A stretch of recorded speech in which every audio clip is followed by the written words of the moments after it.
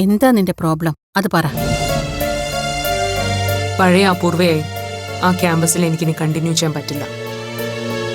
ക്ലാസ്സിൽ separate block അനുവദിച്ചത് എൻ്റെ സൗകര്യം നോക്കിയല്ലെന്ന് പ്രിൻസിപ്പൽ എന്നോട് വ്യക്തമാക്കിയതാ.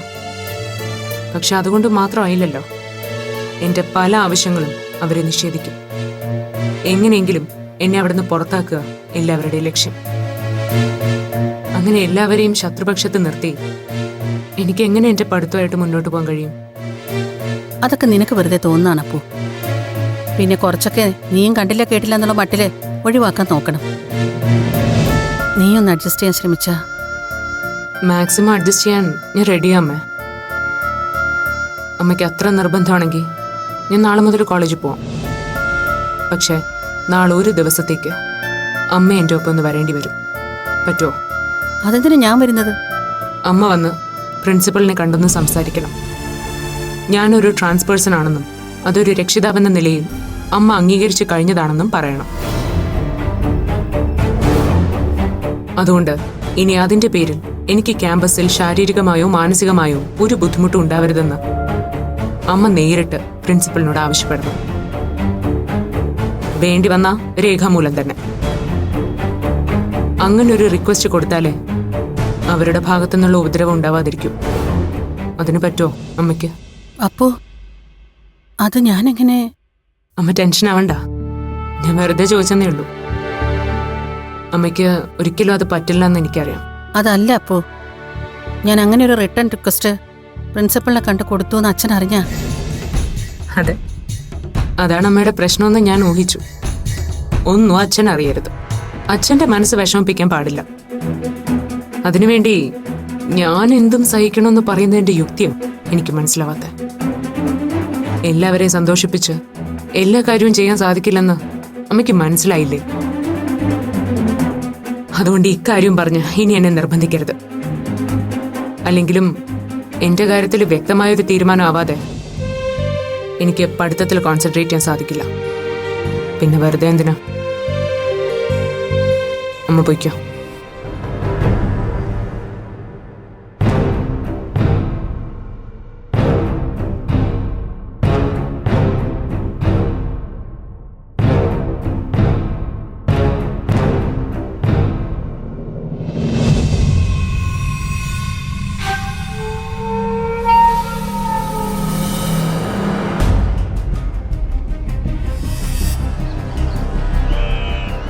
ഇവൻ്റെ ഒലിപ്പീര് കണ്ടിട്ട് ഇവൻ വെറും ഡോക്ടറല്ല മോനെ, പ്രേമോളജിയിൽ സ്പെഷ്യലൈസ് ചെയ്തവനാണെന്ന് ഇവൻ്റെ മുഖത്ത് എഴുതി വെച്ചിട്ടുണ്ട്.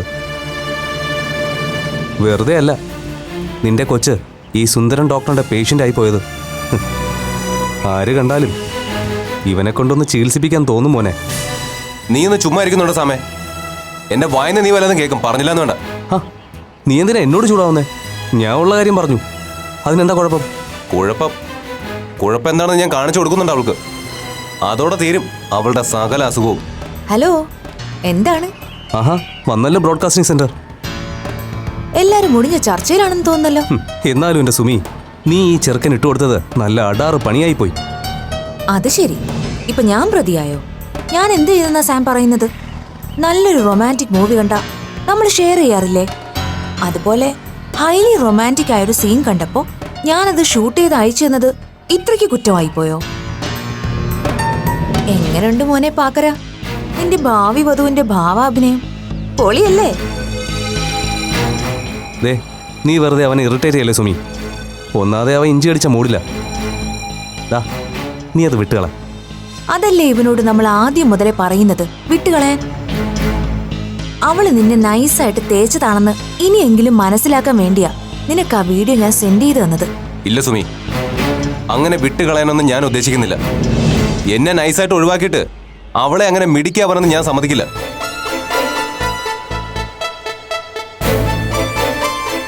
ആദ്യം ഞാൻ കരുതിയത് എന്നെ ഒഴിവാക്കാൻ വേണ്ടിയാവും അവൾ ഈ നാടകം കളിക്കുന്നതെന്നാ. പക്ഷെ അതൊന്നും ആയിരുന്നില്ല അവളുടെ മനസ്സിലെന്ന് ഇപ്പൊ എനിക്ക് ശരിക്കും ബോധ്യായി. ഒരു ഡോക്ടറിനെ ഒത്തുകിട്ടിയപ്പോ അവൾ എന്നെ ഒഴിവാക്കി മിടിക്കാവുക. പക്ഷെ അവൾക്ക് അരുൺ ആരാണെന്ന് ശരിക്കും മനസ്സിലായിട്ടില്ല. അല്ല മോനെ, ഇതുവരെ ഈ ഫ്രെയിമിലൊന്നും ഇല്ലാതിരുന്ന ഈ ഡോക്ടർ ഹീറോ ഇപ്പൊ പെട്ടെന്ന് എവിടുന്ന് പൊട്ടി വീണു? അതിന്റെ പിന്നിൽ എന്തൊക്കെയോ ദുരൂഹതകളുണ്ടല്ലോ. നീ അവനെക്കുറിച്ച് ഡീറ്റെയിൽഡ് ആയിട്ടൊന്നും അവളുടെ തന്തപടിയോട് ചോദിച്ചില്ലേ? ഫാമിലി ഫ്രണ്ടിന്റെ മകനാണെന്ന് എൻ്റെ അടുത്ത് അയാൾ പറഞ്ഞത്.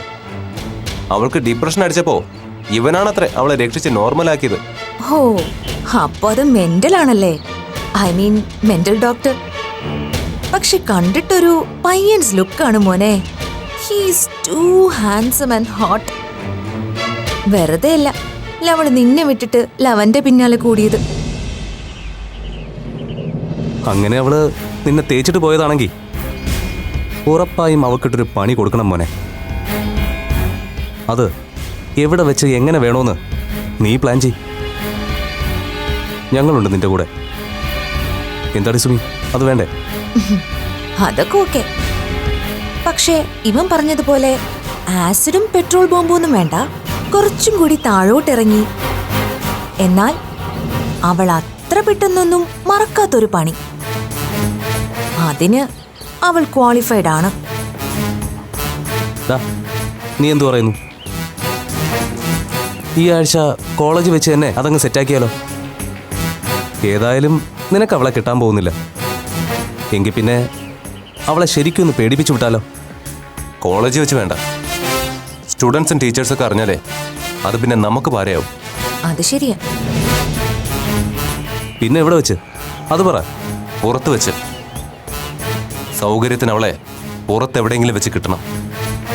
പറ്റിയാൽ അവൻ്റെ ഒപ്പം തന്നെ.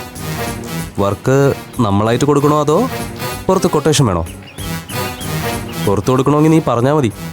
പറ്റിയ ടീം നമ്മുടെ കയ്യിലുണ്ട്. കയ്യിൽ നിന്ന് കാശിത്തിരി ഇറങ്ങുന്നേ ഉള്ളൂ. അവന്മാർ ചുമന്നോളൂ. നമ്മൾ സേഫ് ആയിരിക്കും ചെയ്യും. അത് സാംകുട്ടി പറഞ്ഞത് ഐഡിയ ആണ് മോനെ. കാശ് എനിക്കൊരു വിഷയമല്ല. പക്ഷെ സുമി പറഞ്ഞതുപോലെ അവൾ അത്ര പെട്ടെന്നൊന്നും മറക്കാത്ത രീതിയിലുള്ള ഒരു പണിയായിരിക്കണം അത്. അതിന്റെ എഫക്റ്റില് ആ ഡോക്ടർ അവളെ ഒഴിവാക്കി പോയാ അത്രയും ഹാപ്പി. അപ്പോഴും കുറുക്കന്റെ കണ്ണ് കോഴിക്കൂട്ടിലാണല്ലോ മോനെ. മനസ്സിലായി മനസ്സിലായി.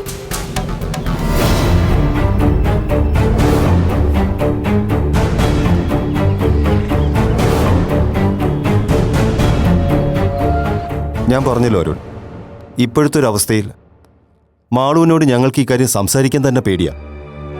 അത് വേറൊന്നും കൊണ്ടല്ല. അവളൊന്ന് നോർമലായിട്ട് ബിഹേവ് ചെയ്യാൻ തുടങ്ങിയിട്ട് കുറച്ച് ദിവസങ്ങളെ ആയിട്ടുള്ളൂ. അതിനിടയിൽ ഇതുപോലൊരു കാര്യം സംസാരിച്ച് അവളെ മൂഡൌട്ടാക്കണ്ടെന്ന് കരുതിയിട്ടാ. അതെന്താ അങ്കിൾ, എന്റെ കാര്യം പറയുമ്പോൾ മാത്രം മാളവികയ്ക്ക് മൂഡൌട്ട്? ക്ലാസ്സിലും ക്യാമ്പസിലും മറ്റു കുട്ടികളോട് മാളവിക വളരെ നോർമലായിട്ടാണല്ലോ പെരുമാറുന്നത്. പിന്നെന്താ എന്റെ കാര്യത്തിൽ മാത്രം ഒരു എക്സെപ്ഷൻ? മറ്റുള്ളവരുടെ കാര്യം പോലെ അല്ലല്ലോ അരുണിന്റെ കാര്യം. അപ്പുവും മാളുവും തമ്മിലുള്ള ഫ്രണ്ട്ഷിപ്പ് മുറിയാൻ പ്രധാന കാരണം അരുണിന്റെ ഈ പ്രപ്പോസലാണെന്ന് മാളു ഇപ്പോഴും ഉറച്ചു വിശ്വസിക്കുന്നു. അതിൻ്റെ ഒരു പരിഭവവും പിണക്കമൊക്കെ അവൾക്ക് തന്നോട് തോന്നുക സ്വാഭാവികമല്ലേ. അതൊക്കെ ഒന്ന് മാറി വരാൻ കുറച്ച് സമയമെടുക്കും. അരുൺ, താൻ നല്ല ഉദ്ദേശത്തോടു കൂടിയാണ് മാളുവിൻ്റെ കാര്യത്തിൽ ഇൻവോൾവ് ആവുന്നതെന്ന് എനിക്കറിയാം.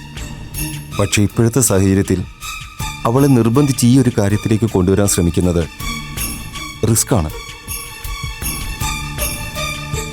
ഏതായാലും നമ്മുടെ മുന്നിൽ സമയമുണ്ടല്ലോ. ആദ്യം രണ്ടുപേരുടെയും കോഴ്സ് കഴിയട്ടെ. അത് കഴിഞ്ഞിട്ട് നമുക്ക് ആലോചിക്കാം. എന്തായാലും ഓക്കെ, കോഴ്സ് കഴിയുന്നിടം വരെ വെയിറ്റ് ചെയ്യാൻ ഞാൻ റെഡിയാണ്.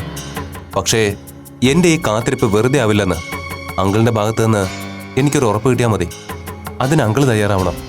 സോറി അരുൺ, ഇപ്പം അരുൺ അങ്ങനെ ഒരു ഉറപ്പ് എനിക്ക് തരാൻ പറ്റില്ല. എന്തുകൊണ്ട് പറ്റില്ല അങ്കിൾ? അതിനർത്ഥം അങ്കിളിന് ഇപ്പോൾ ഈ ബന്ധത്തിൽ താല്പര്യമില്ല എന്നല്ലേ? നോക്ക്, അരുൺ എന്നെ തെറ്റിദ്ധരിച്ചിരിക്കുക.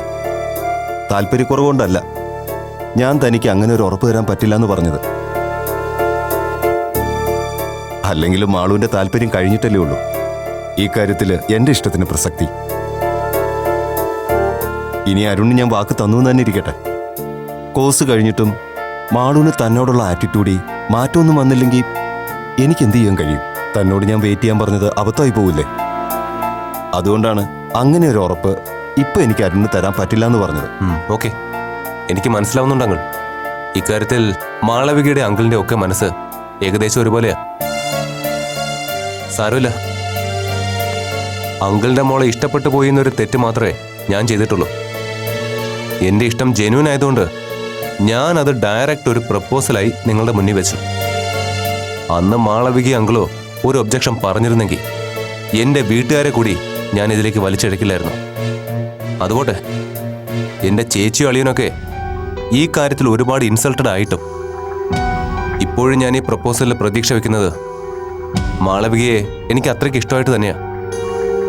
പക്ഷേ അങ്കിള് കൂടി ഇപ്പൊ ഇങ്ങനെ സ്കിപ്പാവാൻ നോക്കുമ്പോൾ എന്റെ ഇഷ്ടത്തിന് ഇനി വലിയ പ്രസക്തി ഇല്ലെന്ന് മനസ്സിലായി. ഹേ അരുൺ, ഞാൻ പറഞ്ഞത് താനെന്താ അതിൻ്റെ ഒരു സെൻസിലെടുക്കാത്തത്? ഒക്കെ എനിക്ക് മനസ്സിലാവും അങ്കിൾ. പക്ഷേ ഒരു കാര്യം ഞാൻ ചോദിച്ചോട്ടെ, ഈ പ്രപ്പോസലിൽ നിന്നും മാളവിക ഇപ്പോൾ പിന്മാറുന്നത് എന്നോടുള്ള താല്പര്യ കുറവ് കൊണ്ടോ അതോ മറ്റാരോടുള്ള താല്പര്യം കൂടുതലുണ്ടോ? അരുൺ, താനെന്താ ഇങ്ങനെയൊക്കെ സംസാരിക്കുന്നത്? എനിക്ക് എന്തുകൊണ്ട് ഇങ്ങനെയൊക്കെ സംസാരിക്കേണ്ടി വരുന്നു എന്നതിന്റെ കാരണം അങ്കിളിന് വ്യക്തമായിട്ട് അറിയാം. ഒരിക്കൽ അതേപ്പറ്റി ഞാൻ അങ്കിളിനോട് സൂചിപ്പിച്ചതുമാണ്.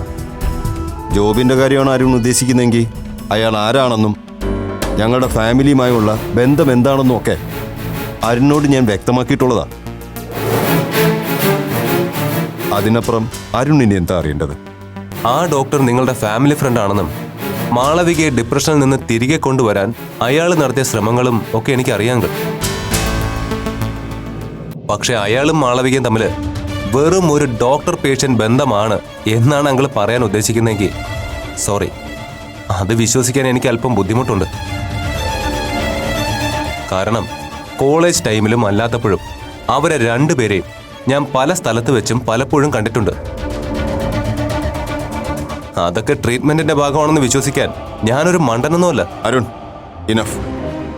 നമുക്ക് ഈ സംസാരം ഇവിടെ വെച്ച് നിർത്താം. ഇല്ലെങ്കിൽ നമ്മൾ തമ്മിൽ മുഷിയേണ്ടി വരും.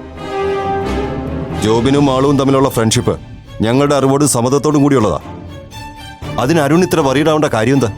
സോറി, ഞാൻ മാളവികയെ കുറ്റപ്പെടുത്തിയതല്ല അങ്കിൾ. എന്റെ വിഷമം കൊണ്ട് പറഞ്ഞു പോയെന്നേ ഉള്ളൂ. ഓക്കെ അങ്കിൾ, ഇനി എനിക്കൊന്നും പറയാനില്ല. പോട്ടെ. അരുൺ, ഒരു മിനിറ്റ്. അരുൺ ഇപ്പൊ എന്നെ തിരക്കി വന്നില്ലായിരുന്നെങ്കിലും അരുണിനെ ഞാനൊന്ന് കാണാതിരിക്കുകയായിരുന്നു. അരുണിന് മാളവിയോടുള്ള സ്നേഹവും സോഫ്റ്റ് കോർണറും ഒക്കെ എനിക്ക് മനസ്സിലാവും. പക്ഷെ അതിന്റെ പേരിൽ മാളുവിനെ പരിധി വിട്ട് നിയന്ത്രിക്കാനും ശാസിക്കാനും ഒക്കെ അരുൺ ശ്രമിക്കുന്നത് അത്ര നല്ലതാണെന്ന് എനിക്ക് അഭിപ്രായമില്ല. പ്രത്യേകിച്ച് അതൊരു ഭീഷണിയിലെ ലെവലിലേക്ക് വളരുന്നത്. ജോബിനുമായിട്ട് അവളെ ഒരുമിച്ച് കണ്ടതിന്റെ പേരിൽ താൻ അവളുടെ മുഖത്ത് ആസിഡ് ഒഴിക്കുമെന്നോ പെട്രോൾ ഒഴിച്ച് കത്തിക്കുമെന്നോ അങ്ങനെ എന്തൊക്കെയോ പറഞ്ഞു എന്നറിഞ്ഞു. അവളെ ഒന്ന് പേടിപ്പിക്കാൻ വേണ്ടി ചുമ്മാത്ത തമാശയ്ക്ക് പറഞ്ഞതാവോ അല്ലേ? എന്നാൽ ഇനി അത്തരം തമാശക്കളികളൊന്നും വേണ്ട. അരുണിനെ പോലെ വിദ്യാഭ്യാസവും സംസ്കാരവും മാന്യതയും ഉള്ള ഒരാൾക്ക് ചേർന്ന തമാശയല്ലത്. അതുകൊണ്ട് ഇത്തരം വില കുറഞ്ഞ തമാശകൾ അരുണിൽ നിന്ന് ഞാൻ പ്രതീക്ഷിക്കുന്നില്ല. മനസ്സിലായോ? I'm sorry uncle. പെട്ടെന്നുണ്ടായ ദേഷ്യത്തില് ഞാൻ അറിയാതെ അങ്ങനെ പറഞ്ഞു പോയതാ. വേണമെങ്കിൽ ഞാൻ മാളവികയോട് സോറി പറയാം. ഹേയ്, തൽക്കാലം അതിൻ്റെ ഒന്നും ആവശ്യമില്ല. അരുണിന്റെ ഭാഗത്തു നിന്നും ഇനി ഇതുപോലൊന്നും ആവർത്തിക്കാതിരുന്നാൽ മതി. ശരി. ശരി, അരുൺ പൊയ്ക്കോളൂ.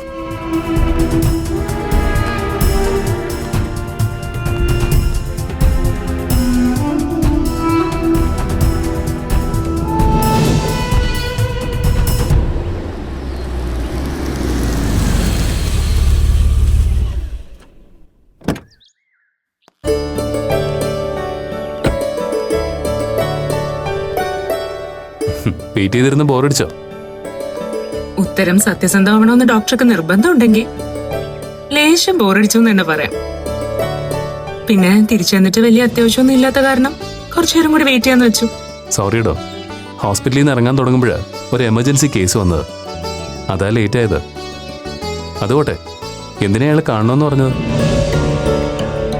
ഡോക്ടർ അരവിന്ദിന്റെ ഭാഗത്തുനിന്ന് പിന്നെ എന്തെങ്കിലും റെസ്പോൺസ് ഉണ്ടായോ? ഇല്ല, അന്ന് അമ്മയായിട്ട് പോയി കണ്ടതല്ലാതെ വേറെ ഡെവലപ്മെന്റ്സ് ഒന്നും ഉണ്ടായില്ല. ഞാൻ ഡോക്ടറെ കാണണമെന്ന് പറഞ്ഞത് ചെറിയൊരു സഹായം ആവശ്യപ്പെടാൻ വേണ്ടിട്ടാ. ബുദ്ധിമുട്ടാവില്ലല്ലോ? എന്ത് ബുദ്ധിമുട്ട്? Always at your service. ധൈര്യമായിട്ട് പറഞ്ഞോ. ഞാനും അമ്മയും ഇപ്പൊ വല്ലാത്തൊരു പ്രതിസന്ധിയില്ല ഡോക്ടർ. അതിൽ നിന്ന് രക്ഷപ്പെടാൻ ഞാൻ നോക്കിയിട്ട് ഒരു വഴിയേ കാണുന്നുള്ളൂ. അത് ഡോക്ടറും ഡേസി ആൻറ്റും വിചാരിച്ചാലേ നടക്കൂ. അതിനെക്കുറിച്ച് സംസാരിക്കാനാ ഞാൻ കാണണമെന്ന് പറഞ്ഞു. എന്താ ഇപ്പോഴത്തെ പുതിയ ഇഷ്യൂ? വിജയങ്ങളുടെ ഭാഗത്തു നിന്ന് എന്തെങ്കിലും പുതിയ നീക്കങ്ങൾ വല്ലതും? പ്രത്യക്ഷത്തിൽ പുതിയ നീക്കങ്ങളെന്ന് പറയാൻ പറ്റില്ല. എങ്കിലും ഞാനൊന്ന് പറഞ്ഞില്ലേ, അച്ഛൻ ആ പ്രപ്പോസലിന്റെ കാര്യത്തിൽ വല്ലാതെ കടുംപിടുത്തം തുടങ്ങിയിരിക്കുക. ഇതുവരെ നേരിട്ടുള്ള പറച്ചിലൊക്കെ ഒരു പരിധി ഉണ്ടായിരുന്നു. പക്ഷേ ഓരോ ദിവസം കഴിയുന്തോറും അതിന്റെ ഇന്റൻസിറ്റി കൂടിക്കൂടി വരുക. ഏതാണ്ട് എല്ലാം ഉറപ്പിച്ച മട്ടില്ല ഇപ്പൊ അച്ഛന്റെ സംസാരവും രീതിയൊക്കെ. എന്റെ മുമ്പിൽ ഇപ്പൊ 2 വഴികളേ ഉള്ളൂ ഡോക്ടർ. അതിൽ ഏത് തിരഞ്ഞെടുക്കണമെന്നൊരു കൺഫ്യൂഷൻ. ഡോക്ടറെ പോലെ ഒരാളിൽ നിന്ന് ഒരു സെക്കൻഡ് ഒപ്പീനിയൻ എടുക്കാമെന്ന് വിചാരിച്ചാ ഞാൻ കാണണമെന്ന് പറഞ്ഞു. ഇയാളുടെ മുന്നിലുള്ള 2 വഴികളിൽ ഒന്നെനിക്ക് ഗസ് ചെയ്യാം. പറയട്ടെ? ഷുവർ.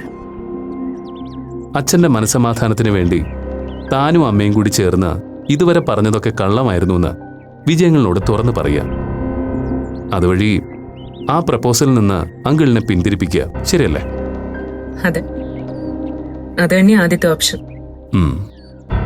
രണ്ടാമതായി താൻ എന്താ മനസ്സിൽ കണ്ടിരിക്കുന്നത്? അതുകൂടി അറിഞ്ഞാലേ ഏതാ ബെറ്റർ ഓപ്ഷൻ എന്ന് പറയാൻ പറ്റൂ. കമോൺ അപ്പോ, ധൈര്യമായിട്ട് തുറന്നു പറഞ്ഞോ. അച്ഛനെ അറിയിക്കാതെ തന്നെ ആ സർജറിക്ക് വിധേയാവുക എന്നുള്ളത് തന്നെയാ രണ്ടാമത്തെ ഓപ്ഷൻ.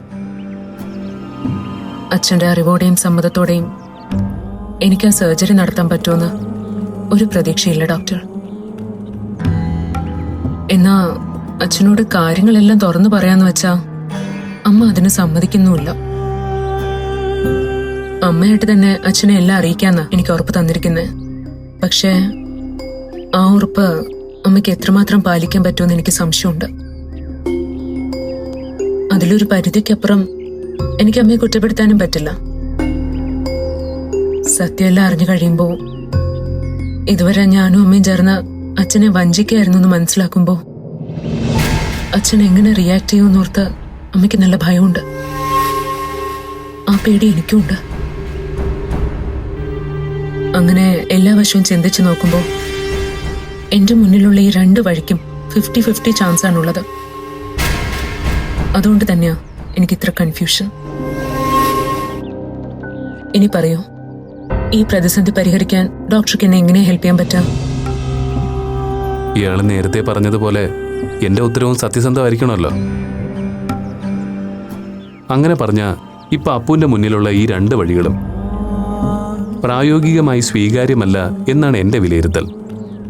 സോറി, അതെന്താ ഡോക്ടർ അങ്ങനെ പറഞ്ഞേ? പറയാം. ഈ 2 വഴികളിൽ ഏത് തിരഞ്ഞെടുത്താലും അപ്പുവിന് അതുകൊണ്ട് ഉദ്ദേശിക്കുന്ന ഫലം ഉണ്ടാവില്ല.